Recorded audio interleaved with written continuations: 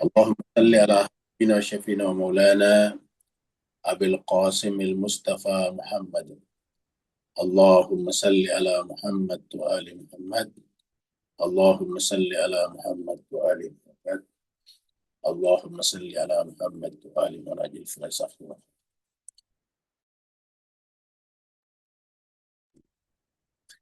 Nah, sekalian kita bersyukur bersua kembali dalam keadaan sehat walafiat untuk meneruskan pembahasan buku Miraj Rohani kita yang ditulis oleh Imam Khomeini rahmatullah alaih. Mari kita masuk ke screen dan meneruskan pembahasannya. Terakhir kita sudah sampai di sini, tanggal 2 Mei. Jadi kita ulangi sedikit lagi. Jadi ingat masih bicara tentang pakaian ya, pakaian ahli sholat, penutup auratnya. Dalam kitab Misbah Asy-Syariah dikemukakan bahwasanya Imam Ja'far As-Shadiq berkata, seorang arif jasadnya bersama makhluk, sementara kalbunya bersama Allah. Di seorang arif jasadnya bersama makhluk, sementara kalbunya bersama Allah. Di kelihatannya berada di tengah-tengah manusia, tetapi hatinya selalu bersama Allah. Oleh para ahli irfan biasa dikatakan bahwa arif itu atau para arif itu adalah orang yang ketika berada di tengah-tengah manusia dia tetap bermuajah dengan Tuhannya, dan ketika dia kelihatannya sendirian dia beramai-ramai dengan Tuhannya. Jadi ketika dia bersama dengan orang lain, sebetulnya hatinya bersunyian dengan Tuhannya. Dan ketika dirinya dalam keadaan sendiri, dia beramai-ramai dengan Tuhannya. Andai kata sekejap mata saja kalbunya lalai kepada Allah, niscaya dia akan mati akibat kerinduan kepadanya. Oke, coba kita baca doa Kumail misalnya. Di situ ada kata-kata yang Imam Ali mengatakan, seandainya pun aku sabar untuk masuk merasakan nerakamu, bagaimana aku bisa sabar berpisah denganmu. Seorang arif adalah penjaga amanat-amanat Allah, penyimpan rahasia-rahasianya. Seorang arif adalah penjaga amanat-amanat Allah, penyimpan rahasia-rahasianya, sumber cahayanya, petunjuk rahmatnya pada sekalian makhluknya, wahana ilmu-ilmunya, dan neraca. Maksudnya arif itu adalah wahana, fasilitator daripada ilmu-ilmu Allah, dan neraca anugerah serta keadilannya. Dia tidak lagi butuh kepada semua makhluk, tak memiliki keinginan dan enggan pada dunia. Tiada yang menghiburnya selain Allah. Semua tutur kata, lirikan mata, dan tarikan nafasnya senantiasa dengan Allah, untuk Allah, dari Allah, dan bersama Allah. Senantiasa bersama dengan Allah, untuk Allah, dari Allah, dan bersama Allah. Jadi inilah. Ringkasnya, jika seorang pesuluk memandang dirinya dengan berbagai aspeknya sebagai kehadiran di hadapan Allah itu sendiri, maka dia akan menutupi semua aurat lahiriah dan batinnya demi menjaga kehormatan tempat kehadiran dan subjek yang hadir. Di tempat kehadiran itu adalah dirinya, tempat kehadiran, dan sekaligus subjek yang hadir. Dia akan menemukan bahwa tersingkapnya aurat batin di kehadiran Allah itu lebih buruk dan lebih memalukan daripada tersingkapnya aurat lahiriah sebagaimana dalam hadis. Sesungguhnya Allah tidak melihat rupa kalian, tapi dia melihat pada kalbu kalian. Sesungguhnya Allah tidak melihat rupa kalian, tetapi dia melihat pada kalbu kalian. Kalau bahasa Arabnya mengatakan innallaha la yanzuru ila suwarikum wa amwalikum walakin yanzuru ila qulubikum wa a'malikum. Begitu bunyi lengkapnya. Sungguhnya Allah tidak melihat kepada rupa dan harta benda kalian, tapi dia Allah melihat kepada kalbu dan amal perbuatan kalian. Jadi dengan demikian, kalau ada kekurangan dalam batin kita, itu aurat sebetulnya. Tapi sayangnya aurat itu tidak bisa kita tutupi karena yang akan melihatnya adalah Allah. Makanya dikatakan di sini, dia, si Arif, akan menemukan bahwa tersingkapnya aurat batin di kehariban Allah itu lebih buruknya. Jadi, kalau ada keburukan di hatinya tersimpan sesedikit apapun, bagi dia itu lebih buruk daripada tersingkapnya aurat lahiriah. Kalau kita misalnya tersingkap aurat lahiriahnya kan pasti malu ya. Malu sekali. Apalagi di depan orang banyak.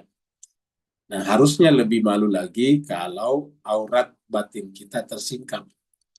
Dan kita tahu bahwa kalau aurat lahiriah kita itu, yang melihatnya adalah manusia. Apalagi kalau yang melihatnya adalah Allah. Ya, apalagi kalau yang melihatnya Allah Subhanahu wa Ta'ala. Aurat itu artinya sesuatu yang harus ditutupi, itu aurat. Aurat itu artinya sesuatu yang harus ditutupi. Tidak boleh kelihatan, itu namanya aurat. Segenap aurat batin, seperti perangai buruk, kebiasaan jelek, ya, itu adalah perangai buruk. Kebiasaan jelek, inilah yang sebenarnya akan menggugurkan kelayakan manusia sebagai objek yang hadir dan menjatuhkan kehormatan subjek yang hadir di hadapannya. Jadi ulangi lagi, aurat batin, segenap aurat batin itu ya apa saja yang buruk-buruk, yang tidak pantas ada dan kelihatan oleh Allah. Seperti perangai buruk, kebiasaan buruk seperti misalnya hati kita suka mencela orang dalam hati. Jadi perangai buruk dan kebiasaan jelek inilah yang sebenarnya akan menggugurkan kelayakan manusia sebagai objek yang hadir dan menjatuhkan kehormatan subjek yang hadir. Subjeknya siapa? Dia, Allah. Sebetulnya dialah subjek yang sungguhnya di sana. Kitalah objeknya yang hadir di hadapannya. Inilah tingkatan pertama dalam menyingkap tabir dan membuka aurat. Inilah tingkatan pertama dalam menyingkap tabir dan membuka aurat. Makanya yang membisiki Adam supaya membuka auratnya itu kan iblis. Ya. Kita sampaikan kalau aurat yang dimaksud adalah aurat tubuh, apa urusannya dengan iblis ya? Jadi kalau lagi-lagi kalau aurat fisik nggak ada urusannya dengan iblis. Ya. Kenapa? Karena iblis kan tidak peduli dengan itu. Nah, coba kita lihat di sini nih. Kita lihat di surat berapa ini? Ketika ya surat 7 ya. Ayatnya sekitar di sini. Jadi nanti iblis meminta ya. Ini dia. A'udzubillahi Bismillahirrahmanirrahim ayat 20. Surat 7 Al-Araf. Fawaswasalahuma syaitan, maka syaitan membisik-bisikkan, membuat was-was keduanya laki atau perempuan, Adam dan Hawa. Liyubdiya supaya dia menampakkan agar menampakkan lahuma kepada keduanya mauria. Ya, kata-kata uria itu harusnya tertutup. Ya, dari situ muncul kata aurat, uria. Mauria, apa yang tertutup anhuma dari keduanya. Jadi syaitan membisikkan agar menampakkan apa yang seharusnya tertutup dari keduanya.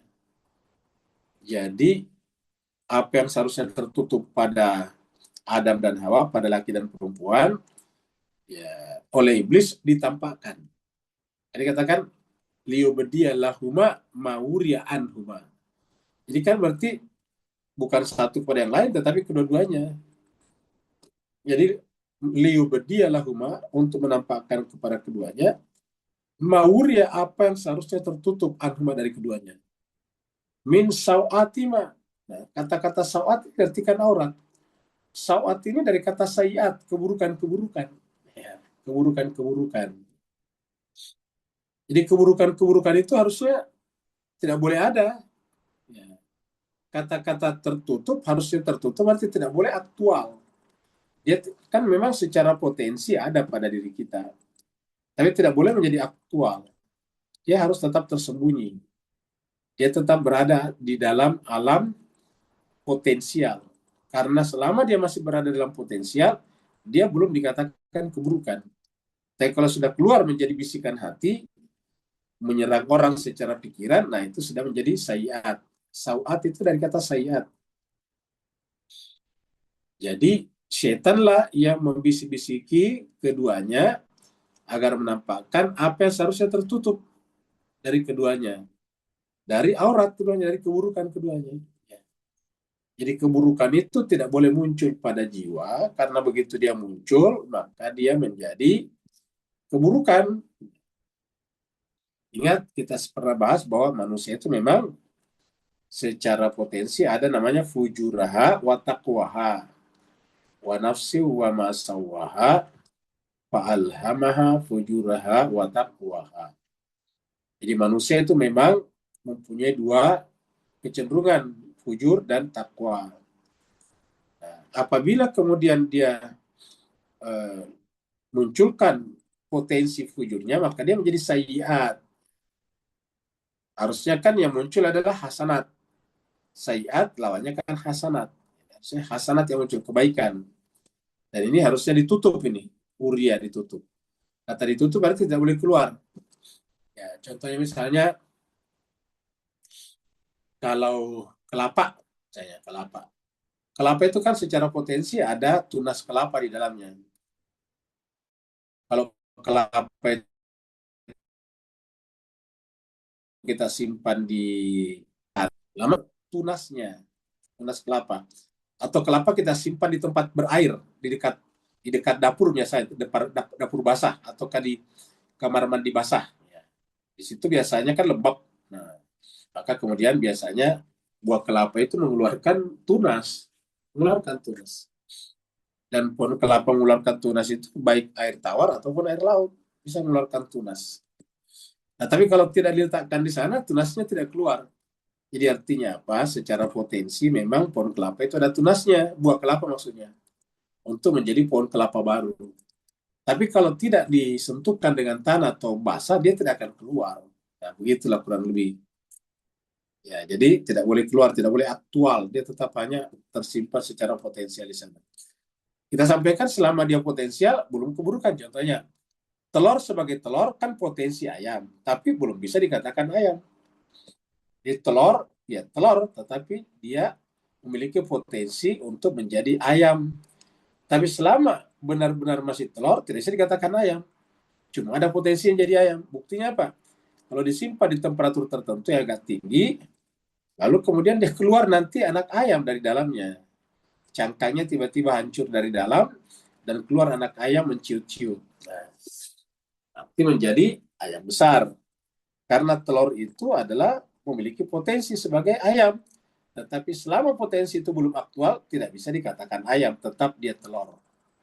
Nah, begitulah juga dengan jiwa kita, selama dia belum aktual, dia belum dikatakan sayiat. Waqala, dan berkatalah setan, mana hakuma rabbukuma an hadis syajarah. Jadi dia menggoda supaya Adam dan Hawa memakan buah pohon ini atau mendekati pohon ini. Karena di atas Tuhan mengatakan lata kerabah hadis syajarah, jangan dekati pohon ini. Nah, intinya itu kan ada larangan. Nah, yang namanya potensi keburukan menjadi keburukan apabila melanggar. Tuhan mengatakan la, dia melakukannya. Nahi dirubah menjadi amr. Nahi itu adalah larangan, dirubah menjadi perintah. Nah, maka muncullah Katakan, jangan dekati pohon ini, dekati seperti tadi. Jangan simpan pohon kelapa ini di tempat yang basah. Nah, disimpan di tempat yang basah, akhirnya keluar buah kelapa. Begitu juga, jangan simpan telur ini di temperatur yang agak tinggi. Nanti dia akan jadi anak ayam. Dia simpan di temperatur yang agak tinggi. Akhirnya lama-kelamaan keluar jadi anak ayam. Nah, begitulah juga dengan ini. Tahukah kamu, wahai Adam dan Hawa, wahai laki dan perempuan, kenapa Tuhan melarang mendekati ini? Larangan. Jadi yang namanya larangan harus ditinggalkan. Perintah dilakukan, kan begitu. Larangan ditinggalkan, perintah dilakukan. Nah, sekarang dibalik oleh iblis.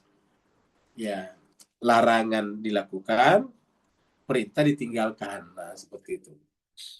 Jadi illa an yakuna malakaini. Karena Tuhan tidak ingin kamu jadi malaikat dan tidak ingin kamu menjadi orang kekal di dalam sorga. Akhirnya kemudian terjadilah was-was namanya. Was-was itu artinya tadinya sudah stabil, sudah mapan, sudah stable, sudah establish bahwa yang namanya sorga itu enak, yang namanya neraka itu bahaya, yang namanya pohon ini berbahaya, dirubah oleh iblis. Nah, inilah yang menyebabkan dia kemudian membuka aurat keduanya. Sinilah kita lihat tadi kata-kata ini. Ya. Jadi inilah tingkatan pertama dalam menyingkap tabir dan membuka aurat. Inilah tingkatan pertama.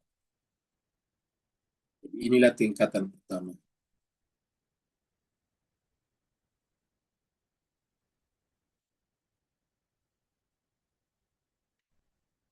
Yaitu mulai menyimpan sifat-sifat buruk dalam hati.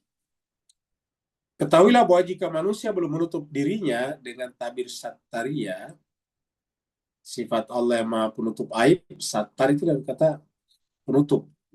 Jadi Allah itu telah menutup, kita sebutnya aib, maksudnya potensi itu tidak dimunculkan oleh Allah. Dia hanya ada di sana, tidak akan keluar. Sataria itu yang maha menutup. Dan Ghafaria, sifat Allah maha pengampun.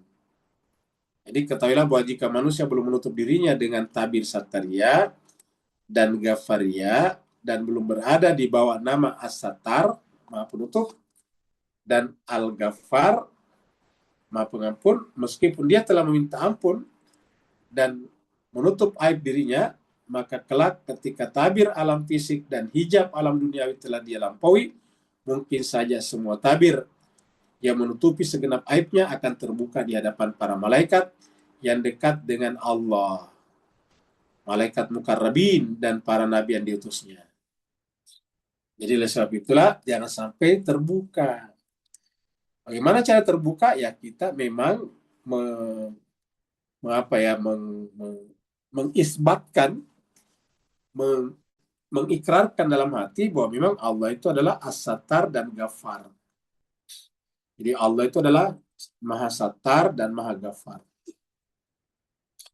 Sehingga benar-benar kita juga menganggap itu hilang dalam jiwa kita, tidak muncul lagi ke permukaan. Tiada yang mengetahui keburukan, kejijikan dan kebusukan bau tersingkapnya semua aurat batin ini kecuali Allah SWT. Tidak ada yang mengetahuinya selain daripada Allah SWT. Jadi jemaah sekalian, tentu saja para nabi dan rasul tidak mungkin ada bau ataukah aroma seperti itu. Ingat jemaah sekalian, dari mana muncul kata-kata ini? Dari mana muncul kata-kata ini? Kebusukan bau daripada sifat-sifat buruk. Bahkan dikatakan di sini adalah buruk, menjijikan. Ya itu sebetulnya dari Al-Quran itu yang seperti ini. Surat Al-Hujurat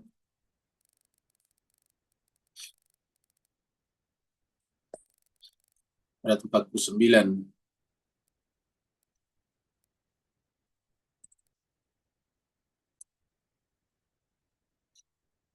Ayatnya 12 di sini ya. Ya ayyuhalladzina amanu, wahai orang-orang beriman, ijtanibu, jauhilah kathiran kebanyakan minazan, sangka. Jadi membuat praduga, prasangka saja itu sudah dosa, sudah keburukan. Jadi zon, yang namanya zon, terutama su'uzan, berburuk sangka itu sudah kotoran pada jiwa. Makanya sedapat mungkin jiwa kita bebaskan dari suuzat kepada orang lain. Mungkin ada yang bertanya, apa bedanya suuzan dengan berhati-hati? Kalau kita berhati-hati itu apa namanya? Safety ya, safety dan security. Kalau kita berhati-hati, kita menutup semua kemungkinan masuknya orang jahat, seperti pintu jendela ditutup dengan baik, tanpa harus berprasangka kepada orang yang ada di sekitar situ. Jangan kita menutup pintu atau jendela sambil berpikir buruk bahwa nanti anak-anak muda yang duduk di pos itu nanti akan masuk ke rumah saya. Nah, itu tidak boleh. Itu bersangka buruk namanya. Tapi kalau mengunci pintu jendela itu namanya safety, security. Itu wajib dilakukan.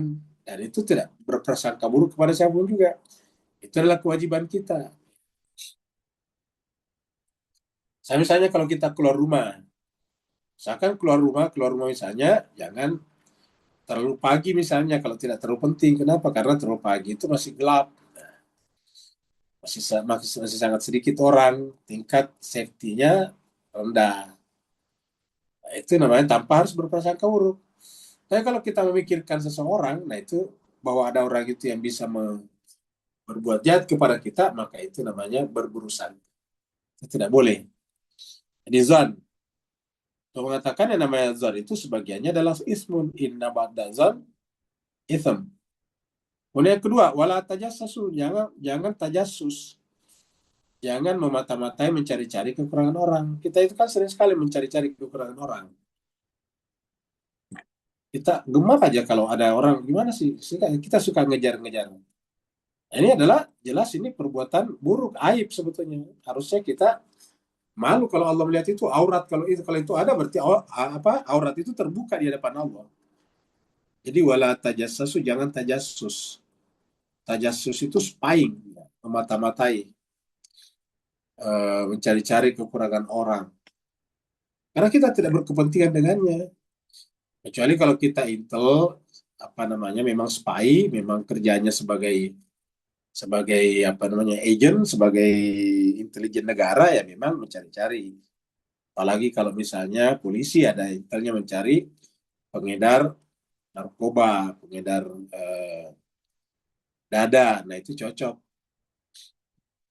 Tapi kalau kita bukan bertugas itu, enggak ada hubungannya kita latajas sasu.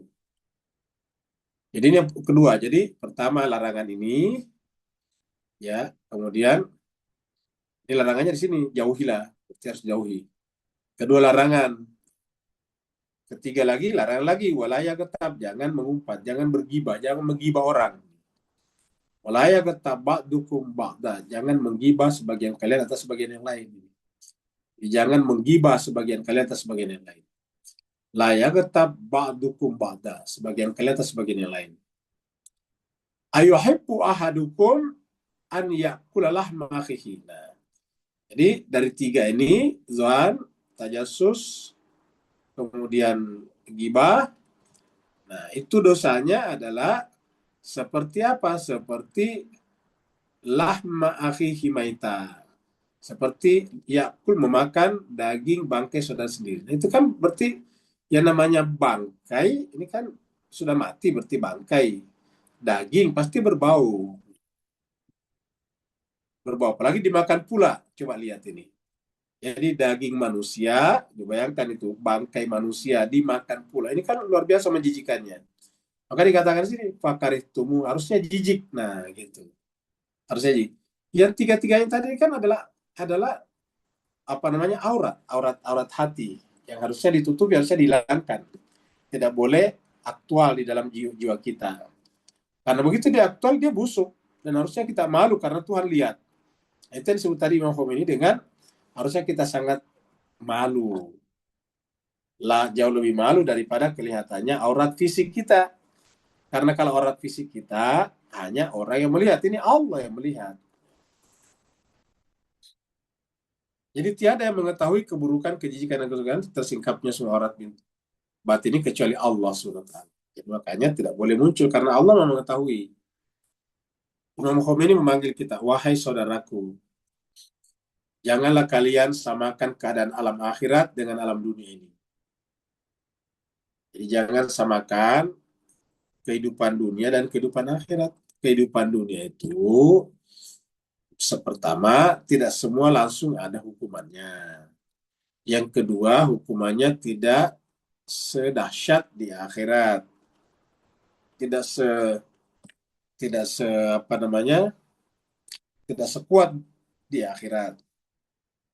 Yang ketiga, kalau di dunia masih ada kesempatan untuk minta ampun. Kalau di akhirat kan tidak ada. Jadi di akhirat itu tidak ada kesempatan minta ampun lagi. Makanya Imam Khomeini manggil, wahai saudaraku, janganlah kalian samakan keadaan alam akhirat dengan alam dunia ini.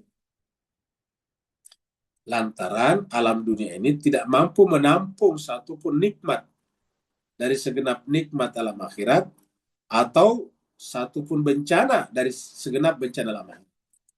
Jadi dunia ini tidak mampu menampung satupun nikmat dari segenap nikmat alam akhirat. Satu saja nikmat akhirat tidak bisa ditampung oleh bumi. Begitu ya dengan bencana. Bencana akhirat neraka tidak bisa ditampung oleh dunia ini. Jadi senikmat-nikmatnya kehidupan kita di dunia belum ada apa-apanya dibanding dengan kenikmatan di sorga. Semenderita-menderitanya kita di dunia ini belum ada apa-apanya dibanding dengan penderitaan di akhirat, di neraka. Makanya Imam Khomeini memanggil, wahai saudaraku, janganlah kalian samakan keadaan alam akhirat dengan alam dunia. Lantaran alam dunia ini tidak mampu menampung satupun nikmat dari segenap nikmat alam akhirat atau satupun bencana dari segenap bencana alam akhirat. Dengan segala keluasan seluruh langit dan jagatnya, alam ini tidak dapat menerima kemunculan satu dari sekian lapis alam non-fisik atau alam malakut yang paling bawah seperti alam kubur. Lalu bagaimana mungkin alam ini dapat menerima kemunculan lapisan-lapisan alam malakut tertinggi seperti alam kiamat, alam kebangkitan segenap roh, dan sebagainya. Jadi benar-benar tak terbayangkan kalau di akhirat. Makanya kan kalau kita baca Al-Quran berkali-kali mengingatkan kita pentingnya kita kembali kepada Allah melalui Al-Quran. Seperti pembahasan kita tadi malam, siapa di dunia ini memalingkan atau meninggalkan Al-Quran, maka di akhirat dibangkitkan dalam keadaan memikul beban atau dalam keadaan buta. Jadi penderitaannya di sana luar biasa.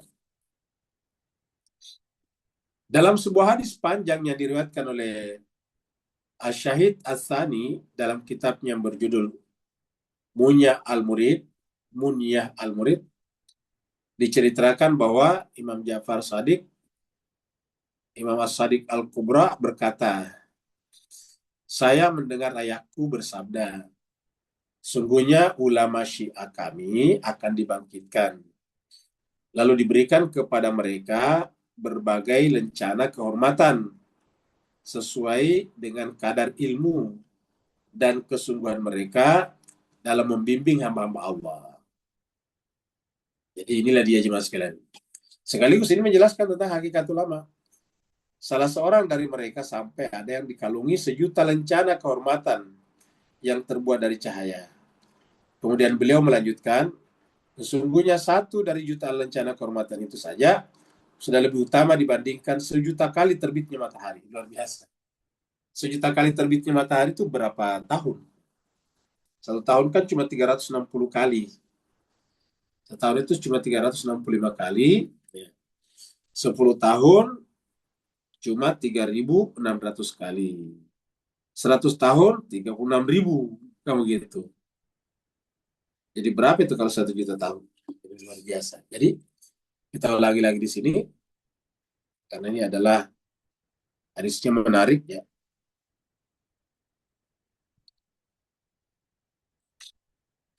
Saya mendengar ayahku bersabda. Kalau ayahku berarti Imam Bakir ya. Saya mendengar ayahku bersabda, sesungguhnya ulama Syiah kami akan dibangkitkan. Lalu diberikan kepada mereka pelbagai macam lencana. Lencana kehormatan. Lencana itu ya simbol-simbol penghargaan, kehormatan. Sesuai kadar ilmu. Ya, sesuai dengan kadar ilmu dan kesungguhan mereka. Jadi ada dua penekanannya di sini. Ada dua penekanannya. Yang pertama adalah kadar ilmu. Yang kedua adalah kesungguhan mereka dalam membimbing hamba-hamba Allah SWT. Pertama adalah ilmu, yang kedua disinilah keikhlasan, disinilah jiwanya, kesungguhan mereka dalam membimbing hamba-hamba Allah. Salah seorang dari mereka, dari ulama ini, sampai ada yang dikalungi 1.000.000 lencana, 1.000.000 lencana kehormatan yang terbuat dari cahaya. Kemudian boleh melanjutkan, sesungguhnya 1 dari 1.000.000 lencana itu, 1 saja dari 1.000.000 itu, lencana itu sudah lebih utama dibandingkan 1.000.000 kali terbitnya matahari. Itulah hadis yang berhubungan dengan kenikmatan dan anugerah. Jadi kesimpulannya di sini Mas, sekali ini jangan bayangkan berlaku pada ulama saja. Setiap orang berilmu tergantung kadar ilmu kita. Makanya kita berlomba-lomba untuk menambah ilmu kita. Karena intinya di sini adalah kadar ilmunya sebetulnya. Karena namanya ulama itu kan sebetulnya bentuk jamak dari alim. Alim artinya orang berilmu. Alim itu kan adalah bentuk fa'il. Jadi kalau bahasanya alim itu adalah bentuk fa'il dari kata alima. Nih, alima. Jadi alima kemudian menjadi alim. Alim. Jadi alim ini adalah fa'il atau pelaku yang berilmu. Jadi pada kadar tertentu kita semuanya sebetulnya adalah alim. Nah, tinggal kadar ilmu kita semakin ditingkatkan, ditambah dari waktu ke waktu. Cuma sekali sebagai terkadang dia berkata, saya ini ingin berbuat lebih banyak, Pak Ustadz. Kenapa? Karena saya sudah cukup sudah cukup berumur. Apa maksudnya beramal, berbuat? Yaitu membantu orang. Saya katakan kalau mau mengejar kualitas karena umur semakin bertambah, semakin dekat, ya harusnya ilmu yang pekerjaan belajar yang harus ditingkatkan. Karena belajar itu tidak ada yang menyamainya, ingat, tidak ada yang menyamainya. Jadi belajar itu tidak ada amal ibadah apapun yang menyamainya. Makanya ayat pertama turun tidak dikatakan beramallah, bersedekahlah, yang ada adalah belajarlah. Iqra. Maka Nabi mengatakan belajarlah dari buayan sampai liang lahat. Jadi ilmu inilah jemaah sekalian. Dan kalau kita baca Al-Quran, paling banyak itu adalah kata ilmu. Setiap saat kita ketemu orang menghargai orang berilmu. Baik dengan menggunakan kata dasar ilmu ataupun seperti ulul albab itu kan berilmu juga. Ulil nuha berilmu juga. Orang soleh berilmu juga. Nah, jadi ini kadar ilmu harus ditingkatkan. Jadi harusnya kita berniat belajar sampai mati. Nah itu dia. Karena belajar sampai mati itu artinya mati syahid. Ya, mati syahid. Kalau kita katakan mati syahid itu adalah mati di medan perang, dibunuh, ya itu tidak benar. Karena Nabi misalnya meninggal di kamar tidurnya. Imam Khomeini juga meninggal di kamar tidurnya kan, di rumah sakit kalau tidak salah. Imam Khomeini tidak dibunuh. Nah, seperti itu. Apakah kita mengatakan bahwa Imam Khomeini itu lebih rendah daripada Ali Khamenei? Tentu tidak berani berkata begitu kan. Ya. Apakah kita mengatakan bahwa Imam Ali itu lebih mulia daripada Nabi Muhammad? Karena Imam Ali ditebas kepalanya di masjid, sedangkan Nabi di rumah meninggal. Tentu tidak. Nah, orang yang meninggal sebagai syahid atau syuhada itu adalah orang yang meniatkan hidupnya belajar dan belajar. Karena itulah ibadah yang paling tinggi, lebih tinggi daripada uh, ibadah mahda manapun juga, termasuk salat. Sampai ada hadis mengatakan bahwa tafakkaru sa'atan, berpikir saat jauh lebih mulia daripada beribadah atau salat 1.000 tahun. Nah, jadi inilah jemaah sekalian ilmu. Itu yang pertama. Yang kedua adalah ini kesungguhan dalam membimbing hamba-hamba Allah sesuai dengan kemampuan kita masing-masing. Kata kesungguhan di situ mulai daripada effort sampai kepada hati yang tidak pernah lelah, yang tidak pernah berhenti. Yaitu kesungguhan itu adalah mulai daripada effortnya sampai kepada keridoannya, keikhlasannya. Nah, itu masuk kata kesungguhan. Karena kalau misalnya kita tidak ikhlas itu nanti melelahkan, tidak bisa bertahan lama. orang-orang yang tidak bisa membimbing umat tidak terlalu lama karena dia berharap dia akan apa namanya nanti eh, eh, menggerundel hatinya. Saya sudah siapkan waktu, tapi kok mereka seperti itu. Nah, itu nanti akan menggerundel, akhirnya berhenti. Makanya dikatakan kesungguhan mereka dalam membimbing hamba-hamba Allah. Nah, jadi ini adalah pernyataan yang sangat menarik. Salah seorang dari mereka, mereka yang berilmu tadi ini, lama ini, sampai ada yang dikalungi sejuta lencana kehormatan yang terbuat dari cahaya. Kemudian salah satunya saja jauh lebih mulia daripada sejuta kali terbit matahari. Itulah hadis yang berhubungan dengan kenikmatan dan anugerah. Adapun hadis yang berkaitan dengan siksa, maka telah diriwayatkan oleh Faid Kashani, semoga Allah merahmatinya, dalam kitab Al-Ilm Al-Yakin, Ilmu Yakin, dari almarhum Syekh As-Saduq, yang sanadnya sampai Ja'far Sadiq sebagai berikut. Alaihissalam berkata kepada Rasulullah, andaikan satu bagian dari mata rantai api neraka yang panjangnya 70 hasta diletakkan di dunia, satu mata rantai, niscaya dunia ini akan meluruh kepanasannya. Dan andaikan satu tetes zakum neraka, buah zakum, dan duri neraka terpercik ke dalam air penghuni dunia, maka seluruh penghuni dunia akan mati akibat bau busuknya sangat menyengat. Inilah jemaah sekalian akhirat. Makanya akhirat ini tak bisa dibandingkan dengan dunia, tadi kata Imam Khomeini. Ya. Artinya bahwa kenikmatannya akhirat tidak bisa dibandingkan dengan seluruh kenikmatan di dunia ini. Deritanya akhirat tidak bisa dibandingkan dengan seluruh derita yang ada di muka bumi.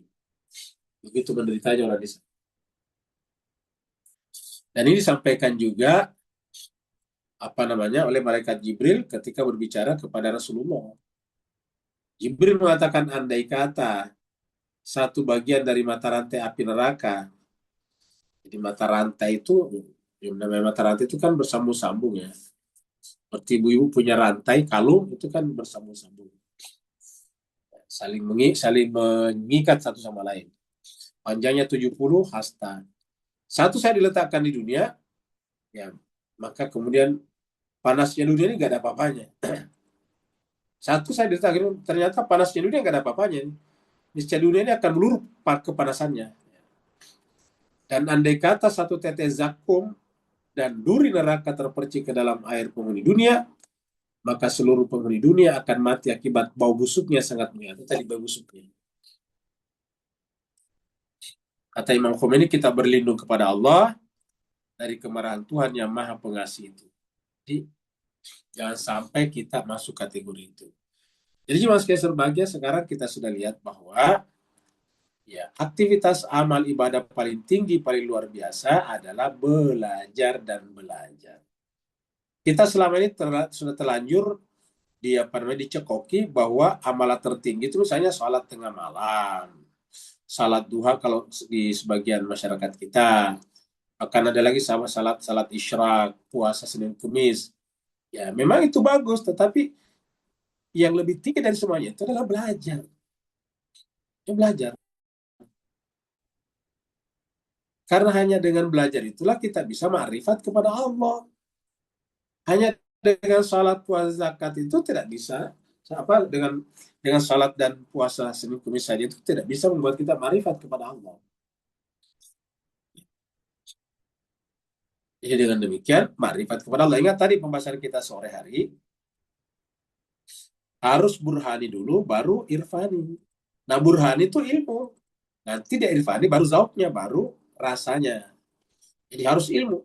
Semakin banyak ilmu kita, semakin dalam juga zauk kita.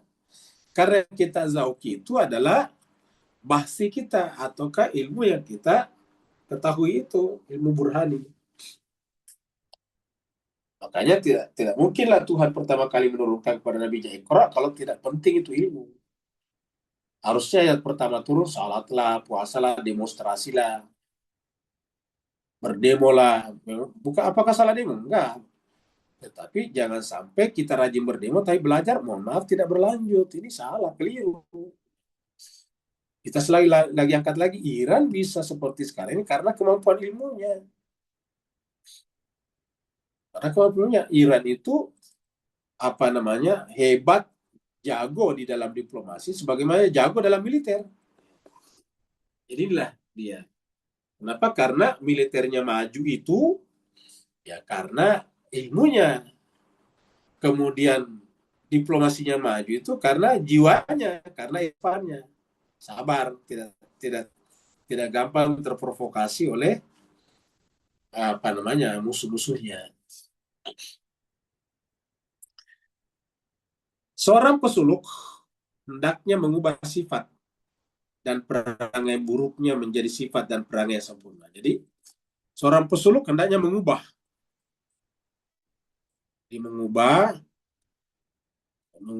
sifat dan perangai buruk ya menjadi sifat dan perangai sempurna. Dirubah menjadi sifat dan perangai yang sempurna. Nah, bagaimana cara merubahnya? Lagi-lagi ilmu lagi, ilmu lagi, ilmu lagi. Kalau kita buka Al-Quran, baru tulis misalnya, kata dasar ilmu alimah itu banyak sekali kita temukan dalam Al-Quran. Alimah, kata dia. Coba lihat ini cuma sekali lagi. Jadi yang berkata dasar alimah ini, Ain Lam Mim ini, itu ada sebanyak 576 ayat. Bayangkan itu. 576 ayat. Itu baru yang berkata dasar alimah. Kan banyak yang berkaitan dengan ilmu tapi tidak berkata alimah. Seperti tadi misalnya marifat dari kata arafah atau kata ulul albab atau kata akal misalnya ya kilun itu kan banyak di Quran. Ya itu berkaitan semua dengan ilmu itu. Yafkahun paham. Nah, itu kan semua ilmu semua itu. Ya tafakkarun itu baru kata ilmu saja ini kita sudah menemukan ada 576 ayat. Belum lagi dengan kalau menggunakan kata akal, menggunakan kata yafkahun faqaha, ya, menggunakan kata albab, ulul albab tadinya, dan banyak lagi yang lain. Jadi banyak sekali kata alim dalam Al-Quran. Jadi nilai lihat kata alimah ini. Dari sini muncul kata alimah dari kata alamin. Jadi alam itu sesuatu yang bisa karena bisa mengenal alam melalui ilmu. Ya lamun ini, tak lamun, semuanya ilmu ini. Fayak lamun, ilmu semuanya nih. A'lamu, la ta'lamu, ini semuanya. Wa 'allama Adam, itu semuanya ilmu dari sini. Ya. Luar biasa. Pokoknya banyak sekali tentang ilmu dalam Al-Quran. Jadi misalnya kita buka kata sholat misalnya. Sholat. Cuma 65 kali ini sholat ini. Kata sholat ini hanya 65 kali. Wa yuqimunas shalah, aqimus shalah. Ini salah cuma 65 kali. Bayangkan kata ilmu tadi itu 600 kali lebih, bayangkan. Nah, jadi jemaah sekalian bahagia itu luar biasa. Makanya kenapa umat Islam sekarang mandek ya? Karena dia merasa puas dengan sholat. Lupa kalau kewajiban utama dia itu sejak lahir adalah belajar. Utlubul ilma minal mahdi ilal lahdi. Ini sholat ini. Siam lebih sedikit lagi. Misalnya siam. Siam. Di malam cuma 7 ini. 7.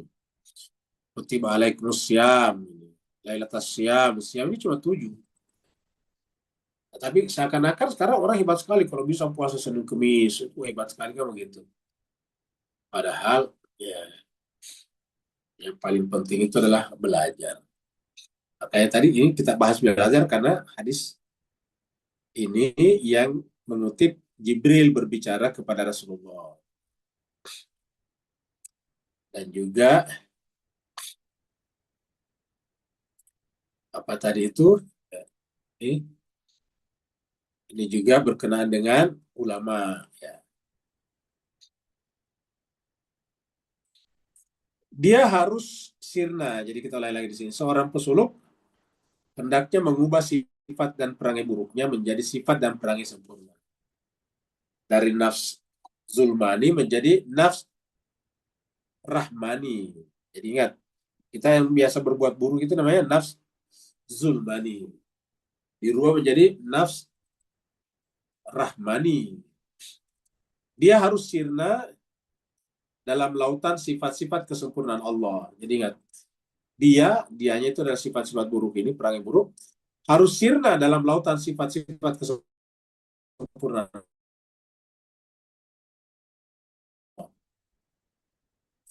Lautan berubah terbatin akan mengubah daratan gelap dan penuh setan ini menjadi daratan yang putih dan bersinar. Di lautan kesempurnaan Allah itu akan mengubah daratan gelap dan penuh setan ini menjadi daratan yang putih dan bersinar. Bumi telah bersinar dengan cahaya Rabbnya, surat Az-Zumar 69. Kalau kita lihat bahasa Arabnya di sini, Az-Zumar itu 39, ayat 69. Wa asyraqatil ardu binuri rabbiha. Wa asyrakat itu artinya, ingat dari kata isyraq. Makanya kan filsafat atau hikmah yang kita bahas tadi sore adalah isyraq, hikmah isyraq. Iluminasi, memancarkan cahaya ini. Jadi wa asyraqatil ardu binuriha.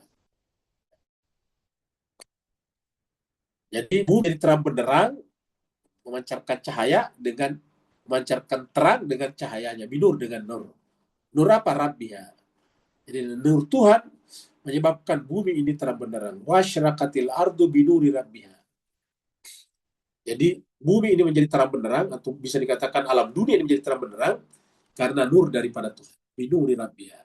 Dan nur itu, kalau bagi kita manusia, adalah ilmu itu sendiri. Allah, ilmu itu adalah nur. Al ilmu nurun. Ilmu itu adalah cahaya. Dia harus merealisasikan dalam ranah wujudnya tingkatan nama nama Maha Indah. Tingkatan nama-nama Maha Indah, Al-Jamil dan Agung, Zat yang Maha Suci, sehingga di situ dia bisa bernaung di bawah tabir Zat yang Maha Indah dan Maha Agung. Jadi harusnya kita bernaung di bawah tabir Zat yang Maha Indah dan Maha Agung.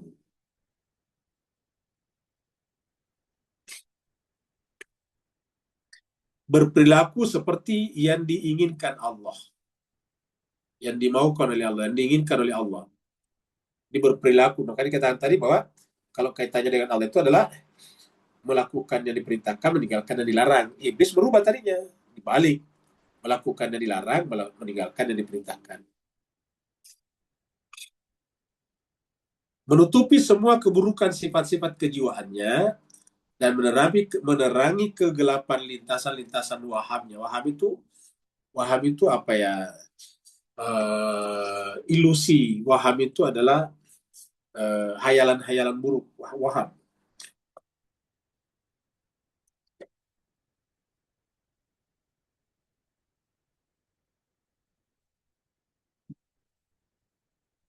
Jika makam ini tercapai, maka ia akan mendapatkan perhatian khusus Allah. Makam sempurna yang tercapai. Dan selalu dibantu olehnya dengan anugerah kelembutannya yang terselubung. Jadi kalau makam ini kita tersampai, yaitu tadi berhasil mengubah sifat-sifat buruk kita menjadi sifat-sifat baik, perangai buruk menjadi perangai sempurna, perangai indah, maka Allah akan menerima kita bernaung di bawah kemaha indahannya dan kemaha agungannya. Ya. Sehingga kita terselap oleh keindahan dan keagungan Tuhan.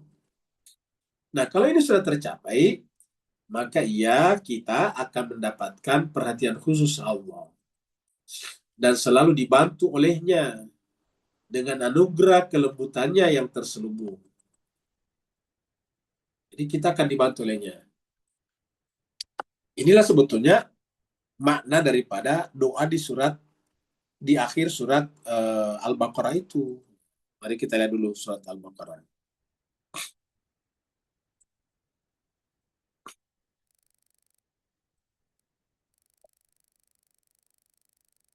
Ayat 86 ini. Kita mulai dari sini nih. Sini katakan, Rabbana, wahai Tuhan kami, la tu'akhidna, janganlah engkau menghukum kami, mengazab kami. Apabila nasina itu kami lupa atau lalai. Au akhtan atau kami salah. Jadi dua di sini, nasina, nasia atau akhta, khata. Ini adalah nasia, ini adalah khata. Jadi nasina, kami lupa, au akhtan atau kami bersalah. Janganlah menghukum kami. Karena kalau Allah menghukum kita itu luar biasa tadi, tak terbayangkan tadi. Tak terbayangkan. Karena seluruh penderitaan di dunia tidak ada apa-apanya dibanding dengan satu penderitaan akhirat. Seluruh kenikmatan dunia tidak ada apa-apanya dibanding dengan seluruh satu kenikmatan akhirat. Jadi kita minta Rabbana la tu'akhidna in nasina aw akhtana. Rabbana wahai Tuhan kami wala tahmil alaina. Dan janganlah engkau bebankan kepada kami isran, beban yang berat. Kama hamal tahu, sebagaimana engkau bebankan alal ladzina min qablina, kepada umat-umat kaum-kaum sebelum kami. Artinya di sini beban apa maksudnya di sini? Di dalam jiwa kami, ya Allah, jangan engkau mempersulit kami untuk mengubah tadi sifat-sifat buruk kami menjadi sifat-sifat baik. Meninggalkan perangai buruk kami menjadi perangai sempurna. Sebagaimana umat-umat sebelumnya. Ya, seperti misalnya umatnya Nabi Musa, Bani Israel misalnya yang membangkang sampai terusir 40 tahun luntang-lantung di padang pasir ya, karena membangkang kepada Nabi Musa. Rabbana wahai Tuhan kami wala tuhammilna, janganlah engkau membebankan kepada kami mala kata Nabi. Tuhan kami janganlah engkau membebankan kepada kami malah apa yang tidak kuat. Toaka itu tidak kuat, yang kami tidak mampu, tidak kuat bihi untuk memikulnya. Nah, di sini kita minta nih, disinilah semacam datang mengibah kepada Allah. Wa'fu anna ya Allah, maafkanlah kami. Waghfir lana ya Allah, ampunilah dosa kami. Warhamna ya Allah, kasihanilah kami. Maafkanlah kami, ampunilah kami, kasihanilah kami. Ini kan kata-kata yang mengibah. Maafkanlah kami, ampunilah dosa kami, dan kasihanilah kami, rahmatilah kami. Apa sebabnya? Anta maulana. Karena engkaulah maula kami, engkaulah pimpinan kami, penolong kami, wali kami. Kalau bukan kamu yang memaafkan kami, mengampuni kami, mengasihi kami, kepada siapa lagi kami berharap Tuhan. Sementara anta maulana, kamulah maula kami. Kamulah penolong kami. Kamulah pelindung kami. Kamulah majikan kami. Kamulah Tuhan kami. Kamulah Tuhan kami. Maka fansurna, bantulah kami alal qawmil kafir, menghadapi orang-orang yang tertutup hatinya. Karena kebanyakan kita terseret oleh mereka. Dalam kehidupan dunia kita terseret oleh mereka kebanyakan. Lihatlah kita mayoritas manusia. Kenapa manusia itu sangat sedikit orang mau mempelajari sungguh-sungguh misalnya kitab suci Al-Quran. Kalau mempelajari mulai kan mereka mau, bahkan bayar dengan mahal pun mau. Tapi bersungguh-sungguh pelajari itu sangat sedikit. Sebabnya karena tertutup hati tadinya. Maka dikatakan, ya Allah, tolonglah kami, jangan sampai kami juga masuk dalam kebersamaan dengan mereka. Karena seperti yang kita bahas tadi malam, supaya kita tidak masuk dalam perangkap mereka, ya kita harus mengalienasi diri dari mereka, melepaskan diri dari mereka. Ingat tadi malam, Samiri, la musasa, la misasa, tidak boleh menyentuh, tidak boleh berinteraksi. Karena kalau berinteraksi, ya masuk lagi. Fansurna alal qaumil kafir. Ini kalau kita renungkan doa ini luar biasa sebetulnya. Ini adalah doa ini sangat irfani sekali.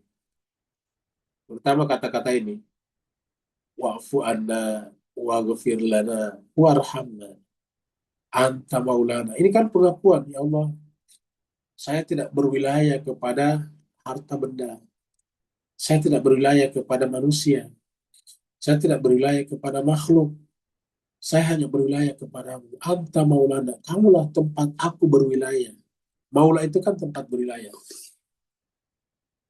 Maka ya Allah, karena aku menyerahkan diriku sepenuhnya kepadamu, maka pertolongan itu pun aku hanya harapkan dari kamu. Fansurna. Saya tidak sanggup menolak, mengalienasi diri dari mereka. Harapan saya kepadamu Tuhan. Fansurna alal qaumil kafirin. Jadi seperti itu. Jika makam ini tercapai, maka ia akan mendapatkan perhatian khusus Allah dan selalu dibantu olehnya, oleh Allah, dengan anugerah kelembutannya yang terselubung. Allah akan menutupinya dengan tabir keperkasaannya, hingga tiada yang mengenalnya selain dia, dan ia pun tidak mengenal sesuatu selainnya. Coba.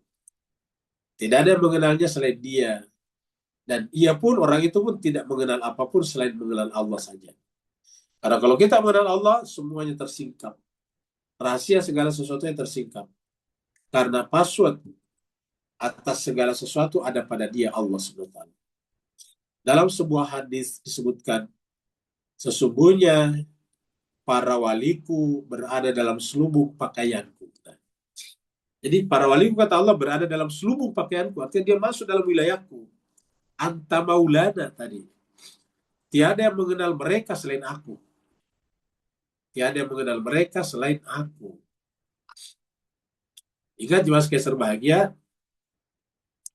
bagaimanapun kita ini, sesempurna apapun kita di dunia, masih banyak yang tidak mengenal kita dengan sebenarnya. Nabi Muhammad itu kan tidak ada cacatnya sama sekali.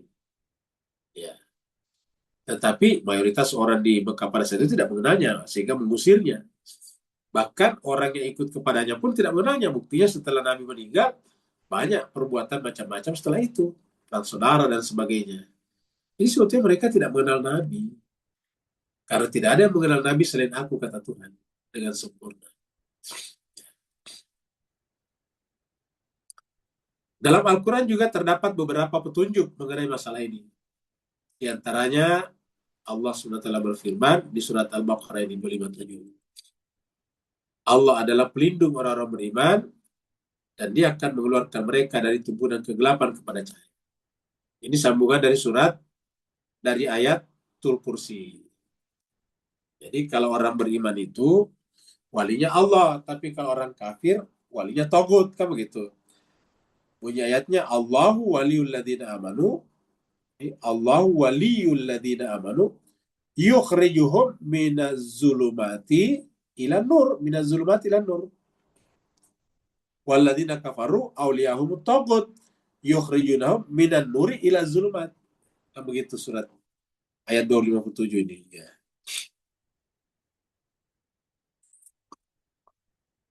Tujuh.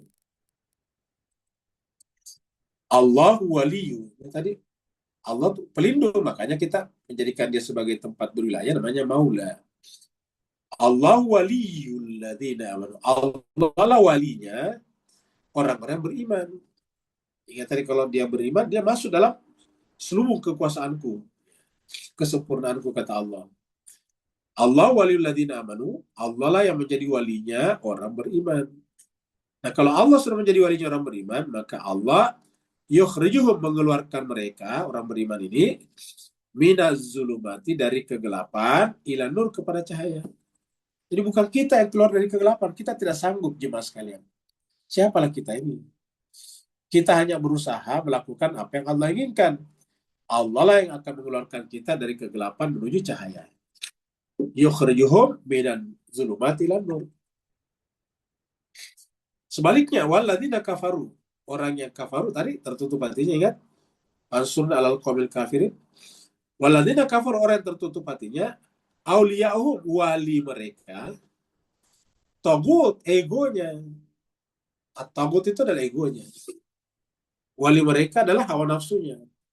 Yukhrijunahum, sehingga mengeluarkan mereka, tagut ini ego mereka, mengeluarkan mereka minan nuri ila zulmat. Kebalikannya. Kalau ini adalah minaz zulumati ila nur, kalau ini minan nuri ila zulmat. Nah, siapa yang seperti ini, yang aulianya adalah tagut, yang tagut itu yukhrijunahum minan nuri ila zulmat, maka ulaika ashabun nar. Mereka itu adalah penghuni neraka. Mereka fiha di dalam neraka itu khalidun, kekal. Fiha khalidun. Mereka di dalam neraka itu kekal. Nauzubillahi min dzalik. Summa nauzubillahi min dzalik. Nah, jadi inilah jemaah sekalian berbahagia surat Al-Baqarah 257 yang merupakan rangkaian dari Ayatul Kursi. Ingat, Ayatul Kursi itu 3 ya. 255, 256, dan 257. Saya kira itulah pembahasan kita pada hari ini. Jadi hari ini kita sampai di sini. Tanggal 9 Mei. Yang mau bertanya dipersilakan. Waalaikumsalam. Waalaikumsalam warahmatullahi wabarakatuh. Silakan Pak Nur. Alhamdulillah barakallahu fi ajri. Sallallahu Muhammad wa ala alihi wa sahbihi. Astagfirullahaladzim. Bismillahirrahmanirrahim. Ustaz, tampaknya dalam kehidupan yang pendek ni, seolah-olah sedetik aja di sisi Allah, kita tidak akan mampu untuk membuka habisan hakikat jati diri kita, Ustaz. Sebab kita penuh dengan 70,000 lebih daripada kelemahan diri yang pelbagai. So, ada nasihat yang Ustaz boleh beri pada kita. Anda kata ini adalah hari terakhir kita. Apa yang terbaik yang dapat menyelamat kita untuk mendapat syafaat. Barakallahu. Baik, Mas, sebagai pernah kita bahas dulu masih bukunya Imam Khomeini juga, bahwa kita ini orang-orang pendosa ini, kalau seandainya bisa kita lihat lembaran-lembaran, lapisan-lapisan, layer-layer yang menutupi jiwa kita, fitrah kita itu, kata Imam Khomeini, itu bisa sampai 70.000 lembar. 70.000 lapis, layernya itu 70.000. Bayangkan. Dan mengapa namanya, boleh dikata kita membuka satu, besok masuk satu lagi. Hari ini kita buka 2, besok masuk 3 lagi, seperti itu. Karena kita ini kan masih suka berdosa, minimal hatinya, pikirannya. Nah, kata Pak Nur, bagaimana, apa yang harus kita lakukan seandainya tiba-tiba malaikat datang mengatakan sekarang masamu telah habis. Besok saya akan mengambil kamu. Saya akan menjemput kamu besok. Berarti sekarang kita ada waktu kurang lebih 12 jam. Apa yang harus kita lakukan dalam 12 jam ini? Karena malaikat mengatakan besok saya akan menjemput kamu. Jawabannya cuma satu, redo. Redo saja. Redo apa ya Allah? Seandainya memang engkau menempatkan aku ke dalam neraka-Mu dan itu adalah keputusan-Mu, aku pun redo. Ya. Karena kalau kita neraka redo, maka neraka itu bisa berubah menjadi surga, bisa berubah menjadi sejuk. Seperti Nabi Ibrahim di dalam apinya nampu. Sebaliknya, seandainya pun kita masuk ke dalam surga, tapi seandainya Allah tidak redha kepada kita, maka surga pun menjadi seperti neraka bagi kita. Makanya jemaah sekalian berbahagia, ada seorang sufi besar yang bernama Rabi' al-Adawiyah, yang diminta itu adalah bukan terhindar dari neraka dan masuk surga, tapi hanya ridho Allah saja. Ridho Allah. Ya. Ketika ditanya, wahai Rabia, kenapa kamu selalu hanya minta ridho? Orang meminta terhindar dari neraka dan masuk ke dalam surga. Kata Rabia al-Adawiyah, karena kalau Allah ridho kepada saya, neraka bisa menjadi sejuk. Tapi kalau Allah tidak ridho kepada saya pun, saya masuk ke dalam surga pun tetap menjadi penderitaan bagi saya. Seandainya saya penghuni neraka dan masuk ke dalam sorga jalan-jalan, ya tetap sorga bagi saya adalah penderitaan. Kalau saya seorang ahli sorga dan masuk ke dalam neraka jalan-jalan, neraka akan menjadi sejuk bagi saya. Karena ridhonya. Makanya ahli sorga itu terkadang diganti dengan ahli ridho Allah. Coba kita lihat di dalam surat ini. Jadi kita reda kepada Allah SWT. Ingat juga sekali kita sudah sampaikan bahwa kita tidak boleh bertumpu, bergantung, mengandalkan modal ibadah kita. Salat kita sudah berpuluh-puluh tahun. Merasa bahwa kita ini sudah salat berpuluh-puluh tahun. Kita sudah puasa berpuluh-puluh tahun. Kita sudah berhaji sekian kali. Kita tidak bisa mengandalkan itu. Kita masuk surga bukan karena amal ibadah kita, tapi karena ridho Allah. Jadi seandainya kita masuk surga karena amal ibadah yang banyak, salat, puasa, zakat, haji, maka Al-Hur tidak akan masuk surga. Karena dia belum pernah salat di belakang Imam Hussein. Tetapi dia ridho. Dia meninggalkan prajuritnya dan memacu kudanya menuju kepada Imam Hussein. Dan hanya satu pertanyaannya kepada Imam Hussein, wahai Imam, masih ada keampunan bagi saya. Imam Hussein memegang kepalanya. Allah Maha Pengampun, Allah mengampunimu. Maka Al-Hur bersama dengan keluarga kecilnya mengarahkan kudanya menerobos kepada pasukannya kembali untuk menyerangnya. Dan dia termasuk golongan pertama yang mati membela Imam Hussein. Dan Imam Hussein telah menyebutnya tempatnya adalah di surga. Inilah jemaah sekalian berbahagia. Jadi ridholah. Seperti dalam ayat ini.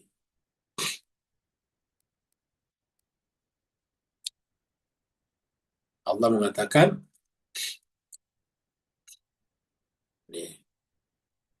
fa'amma man sakulat. Adapun orang yang berat mawazinu timbangannya, bahwa maka dia fi aisyatir radiyah. Kehidupannya nanti di akhirat adalah radiyah.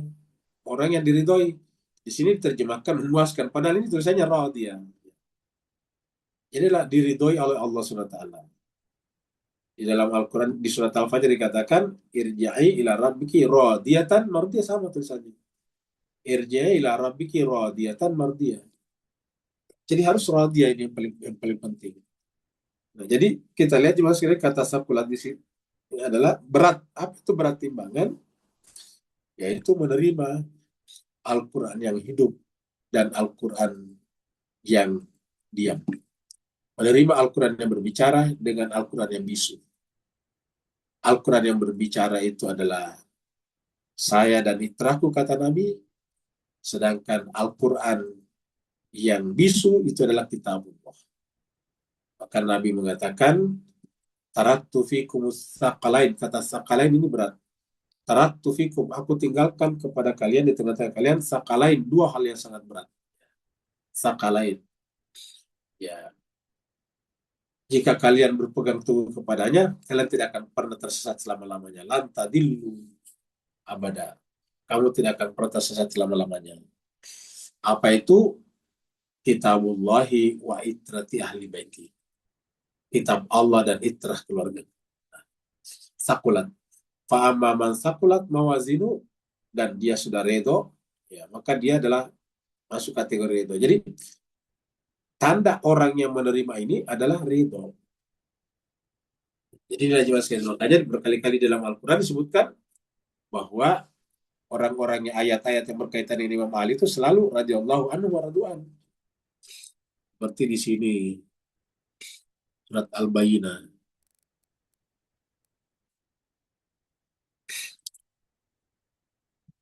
ayat 7. Innal ladzina amanu, sungguhnya orang beriman, wa amilus salihat, dan beramal saleh, ulaika hum khairul bariyah. Jadi orang yang beriman dan beramal saleh, mereka itu adalah hum khairul bariyah. Mereka adalah khairul bariyah. Ketika ditanyakan siapa mereka itu khairul bariyah? Khairul bariyah itu sebaik-baiknya makhluk. Siapakah mereka itu ya Rasulullah? Rasul mengatakan, Aliyun wa syi'atuhu. Ali dan syiahnya. Ulaika hum khairul bariyah. Nah, apa kelanjutannya? Jazauhum inda rabbihim jannatu adnin, dan seterusnya. Radhiyallahu anhum. Allah reda kepada mereka karena mereka juga mereka juga ridho kepada Allah. Radhiyallahu anhu wa radu anhu, ridho. Kalau kita lihat misalnya surat At-Taubah, surat 9, ayat 100.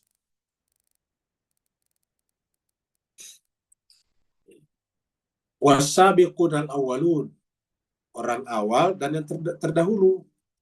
Kalau kita mengatakan yang terawal itu adalah yang di Mekah, yang ketika Nabi awal-awal berdakwah, maka sabiquna di sini adalah dari kalangan laki-laki adalah Sayyidina Ali, dari kalangan perempuan adalah Siti Khadijah, Bunda Khadijatul Kubra. Sabiquna di sini. Ya. Nah, dikatakan as-sabiquna al-awwalun, orang-orang yang paling terdahulu di antara orang awal, yaitu adalah Sayyidina Ali bin Abi Thalib, Imam Ali dan Khadijatul Kubra, minal muhajir al-ansar, walladzina tabauhum, dan seterusnya. Baru sini radhiyallahu anhu wa radu anhu. Allah ridho kepada mereka karena mereka juga ridho kepada Allah. Jadi selalu disebutkan dalam Al-Quran seperti ini. Kata-kata radhiyallahu anhu wa radu anhu selalu disebutkan. Ada lagi yang lain? Kalau tidak ada, berarti kita akhiri sampai di sini. Ini ada sila di lupa, ini ada di Ada. chat ya. Dari Pak Burhan, manusia itu sendiri dikatakan punya 7 tingkatan nafsu. Pertanyaannya, apakah manusia itu punya kemampuan mencapai nafsu mutmainnah? Sedangkan kehidupan sehari kita dikelilingi berbagai fitnah. Jawabannya bisa. Justru fitnah itu mempercepat mencapai derajat mutmainnah. Karena fitnah itu namanya ujian. Ujian itu mempercepat naik kelas. Setiap kita ada ujian berarti mau naik kelas. Mau naik kelas ya.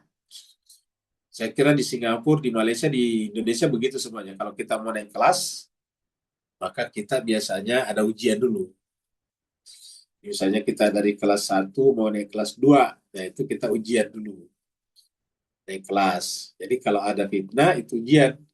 Ada ujian akan naik kelas. Jadi semakin banyak ujian, semakin cepat naik kelasnya. Makanya kita lihat Nabi-Nabi semuanya tidak ada yang tidak diuji. Ujiannya berat lagi. Ujiannya Nabi itu tidak ada yang mampu kita tempuh. Bayangkan orang seperti Nabi Ayub, sakit semua badannya, coba hancur badannya semuanya. Tapi dia masih mengatakan, ya Allah, semua badanku hancur, tetapi ini adalah bagian daripada kasih sayangku. Itu kan luar biasa. Begitu juga misalnya Nabi Yunus dibuang ke lautan, di dalam lautan. Begitu masuk perut ikan, kata-katanya la ilaha illa anta subhanaka inni kuntu minadz dzalimin. Itu kata-kata mereka. Nah, jadi inilah juga serbahagia, fitnah itu adalah membuat Nabi Nuh tidak ada salahnya, tidak ada dosanya, tidak mengganggu orang. Dia bikin perahu di atas gunung, artinya tidak ada orang terganggu. Tapi banyak saja atau ada saja kaumnya yang datang ke sana, naik ke atas gunung sengaja hanya untuk melempari Nabi Nuh dengan kotoran-kotoran. Menyebut Nabi Nuh sebagai orang gila dan sebagainya. Nah, jadi ujiannya berat sekali. Dan itu Nabi Nuh mengalami itu beratus tahun. Jadi oleh sebab itulah semakin besar fitnah. Makanya semua orang berkata, kenapa itu Iran bisa tangguh? Karena selama 47 tahun, bayangkan 47 tahun, itu terus-menerus diembargo, diblokade, kemudian diperangi, diserang, disebut menyesatkan dan sebagainya. Pokoknya semuanya ada. Ya. Tidak boleh menggunakan dolar Amerika, dipersulit. Negara yang berdagang dengannya dikasih sanksi, bukan hanya Iran disanksi, negara yang berdagang dengannya dikasih sanksi. Ya. Mungkin Pak Burhan dulu masih ingat, yang terutama di Malaysia, di Indonesia juga. Sebelum COVID itu, kira-kira tahun 2000 sampai 2019, 2018, itu masih ada pesawat AirAsia yang datang ke Teheran. Setelah itu tidak ada lagi, hampir tidak ada lagi pesawat dari Kuala Lumpur ke Teheran. Dari Singapura juga mungkin yang langsung nggak ada. Ya, apa sebabnya? Karena disanksi. Kalau kita tanya sanksinya, apa sanksinya? Itu pesawat yang datang ke sana itu tidak akan apa namanya, tidak mungkin ada spare partnya kalau dia bermasalah di Teheran karena disanksi. Jadi apa namanya, spare partnya misalnya Boeing atau Airbus itu tidak boleh dikirim ke Iran. Ini dapat kita bayangkan kalau ada pesawat, ada kapal terbang yang terbang ke Teheran dan di sana rusak, bermasalah. Ya. Ada bermasalah dengan salah satu bagiannya, tidak bisa diganti. Nah, makanya yang datang ke sana itu apa namanya, benar-benar pesawat yang dekat situ saja yang apa namanya, insuransinya juga tinggi sekali. Insuransinya tinggi sekali. Biasa kita lihat kalau kita dari Jakarta ke Milan, Italia, itu cuma sekitar 5 jutaan tiketnya. Tapi kalau kita dari Jakarta ke Teheran itu 20 juta tiketnya. Hampir 20 juta. Kenapa bisa jauh sekali tinggi Teheran daripada ke Milan, Italia? Karena insuransinya ke sana tinggi sekali. Dan yang datang ke sana itu rata-rata pesawat dekat, yaitu tetangganya Iran, seperti misalnya dari Kuwait, ya, Qatar Air misalnya, atau apa namanya yang lain. Kenapa? Karena dia dekat, itu kan cuma nyebrang teluk saja. Jadi namanya Qatar Air atau dari Dubai misalnya atau dari Kuwait itu kan tidak tinggal nyebrang teluk. Ya. Dari Turki juga, Turki bertetangga juga. Jadi, tapi kalau dari tempat lain tidak berani. Kenapa? Karena begitu ada masalah dengan spare part-nya tidak bisa diperbaiki. Ya. Terpaksa pesawat harus terdampar di sana, tersimpan di Teheran, tidak bisa dibawa kemana-mana. Nah, jadi inilah masalahnya. Jadi Iran itu disanksi selama 47 tahun, tetapi tetap bisa eksis, tetap bisa survive sampai sekarang. Itu membuat semua orang terkagum-kagum. Bahkan perlawanan angkatan bersenjatanya itu militernya luar biasa. Nah, apa sebabnya tadi? Fitnah tadi membuat dia menjadi kuat. Jadi ujian itulah membuat orang menjadi kuat. Harusnya seperti itu. Terima kasih banyak atas perhatian Bapak Ibu sekalian, atas segala kekurangan. Wassalamualaikum warahmatullahi taala wabarakatuh. Waalaikumsalam Waalaikumsalam warahmatullahi warahmatullahi wabarakatuh. wabarakatuh. Waalaikumsalam.